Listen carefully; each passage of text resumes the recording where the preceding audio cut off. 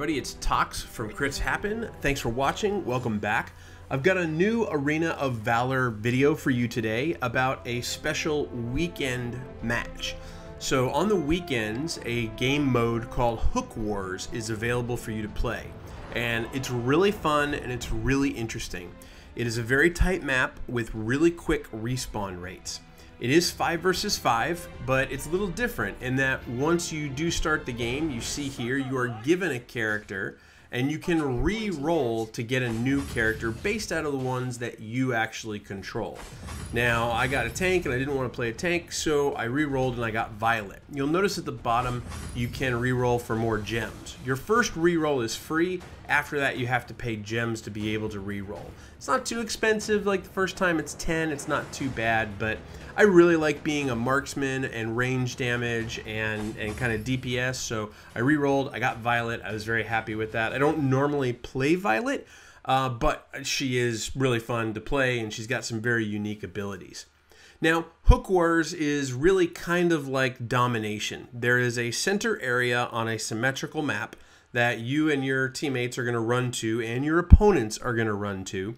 And you have to have more people in a control zone than they do. If you do, you start to get victory points. First person that gets 100 is going to win the game. This is a really, really tight version of the game. Now we have an interesting team. We've got Arthur, who has a little bit of tanky. We got Valheim, who has got some stun. We've got a mage and Magago, who is going to be doing some really, really cool things for us. Sorry, Maganga. I said Magango. Maganga. And then Vera, who is also going to do some control as well. So we've got a good amount of control. However, the opposing team also has a good amount of control, and they've got Butterfly. Kali, as you've seen before, can do some really nasty things, and Butterfly can do just massive amounts of DPS. Now, it is a very small map. There are some tricky things you can do, and you'll see it as I go through here. But you start the game with 2 ability points. I put 1 in each of my abilities. And then I can fire a grenade across this kind of whole area. And this is the cool thing. You'll see the area in the brown box is the control zone. If you have some ranged abilities like Maganga there or my grenade, you can shoot over. Everyone has a hook ability, which is what I just did at the bottom. And there is this center area of gold. You're kind of like on this pirate ship, and this center area is the hold. It's got all the gold, and it's got these amazing upgrades. Like my hook is now a giant hook, because I just got that one. A giant hook, well, a normal hook will normally allow you to pull 1 person over to you. A giant hook allows you to pull multiple, which is really, really cool. So what happens is you start pulling people over, and you'll see here, this is one of the things, once you get pulled over, you can run back around to your side. If you have dash abilities, that's great. There are going to be 2 different health bar areas there that you can grab health from as well, and then a giant health area by your own base that you can get as well. This can frustrate people. As you just saw, I got pulled over. It looked like I was going to die, but I was able to get away and come back in. Now the problem is when you're running back around from one side to the other, you're outside the control zone. So again, you'll notice here they have 4, we have 2. They're going to start to gain some points here, and they can ebb and flow and sway back and forth, and you do have to keep track of how many people are in the zone versus how many people are not. When you have area of effect damages like Kali there, it can get really brutal because you want to have people in that control zone, but all of a sudden there's like 2 or 3 characters throwing out their AoEs and you can die really quickly. As you can see though, you respawn pretty quickly, which is kind of cool. There's really not a lot of downtime in this, even after multiple deaths. You can get 7, 10, 12 deaths in this game and you still only have a 2 or 3 second respawn time. So it is designed to be really fast and super quick. You do all have your ability like restore or flicker or punish or anything like that that you choose, but there is no recall because you're right next to your base. There are some things that will give you immunity, such as the hook, the blood hook that I just got right there. The blood hook is going to give you a couple more special abilities when you're hooking people over and doing more damage. And there's some timing on this chest. So there's a chest that comes out, and if you destroy it, you will get gold, and you will get a speed buff. All of your team gets that gold and that speed buff. You'll notice, though, you're not really able to buy anything until you die, which is one of the more interesting aspects of this game. So in normal games of Arena of Valor, or in normal games of MOBA games, you're leveling your character by killing other characters, getting gold, and getting more equipment to increase your character's ability stats.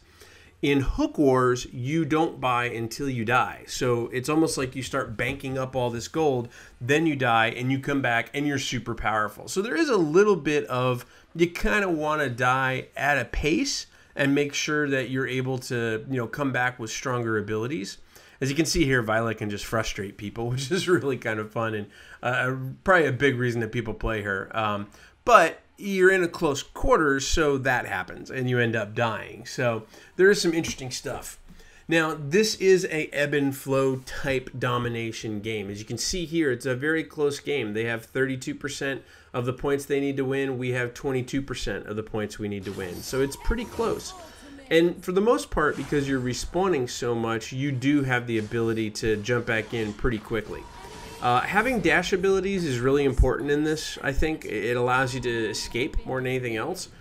Characters that do have good escape abilities are really, really powerful, but characters who can pump out damage are really, really good too. I have found that you really do want to have a balanced team as much as possible. The challenge with that is you don't know who you are and what you're doing because of the whole reroll system. You can't just pick a hero that you want.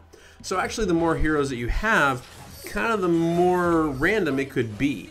But it is a really, really fun way to play Arena of Valor. I like it because it's fast. It's a 5-on-5 that generally lasts about 10 minutes, whereas a regular 5-on-5 match could last as long as 20 minutes. So on the weekends, if you're looking for a quick fix and you want to do a 5 versus 5 instead of a really short 3 versus 3, this is a great opportunity to be able to do that. You see some of the strategies that we start trying to employ here. I am absolutely terrible with the hook, so please, feel free to rip into my capabilities of playing the game. I have the ability to throw a hook where someone used to be, not where they are. I've also found that using the hook is really good once someone has been pulled to your side or once you have been pulled to their side, because hooking them and hitting them with the hook will do damage. That can be really big and important when you have someone that maybe has come over to your side or that you've gone over to their side and they only have a little bit of health left.